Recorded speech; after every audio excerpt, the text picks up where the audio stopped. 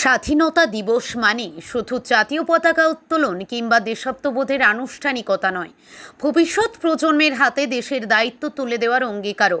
সেই ভাবনাকে সামনে রেখে স্বাধীনতা দিবসে ব্যতিক্রমী উদ্যোগের নজির গড়ল ত্রিপুরার উত্তর জেলার ত্রিপুরা অসম সীমান্তের পূর্ব চুরাইপাড়ি গ্রাম পঞ্চায়েত।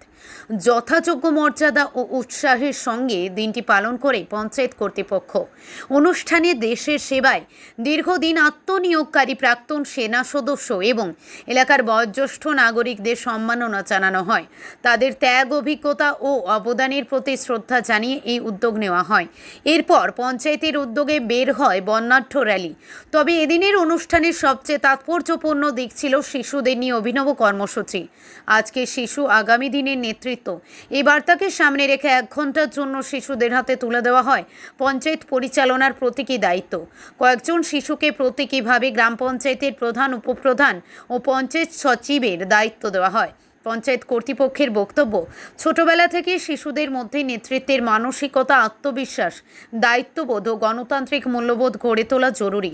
সুযোগ ও সঠিক দিক নির্দেশনা পেলে আজকে শিশুরাই আগামী দিনে সমাজ ও দেশের নেতৃত্ব দিতে সক্ষম হবে।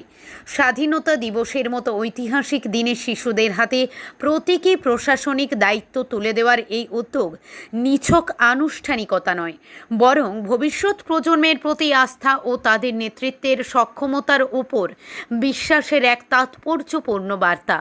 চুরাইবাড়ি প্রতিনিধি রিপোর্ট, প্রতিদিন ত্রিপুরা।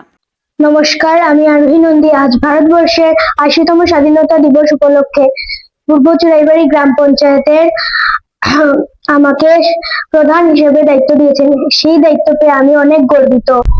রাস্তা, পানীয় জল, বিদ্যুৎ ও নিকাশি ব্যবস্থার উন্নয়ন, সরকারি প্রকল্পের সুবিধাযোগ্য মানুষের কাছে পৌঁছে দেওয়া, পরিচ্ছন্নতা, স্বচ্ছ ও শিক্ষার দিকে নজর রাখা, গ্রামের মানুষের সমস্যা ও অভিযোগ শুনে সমাধানের উদ্যোগ নেওয়া, পঞ্চায়েতের কাজে স্বচ্ছতা ও জবাবদিহিতা বজায় রাখা, সকল মানুষের মতামত নিয়ে সমানভাবে গ্রামের উন্নয়নে কাজ করা।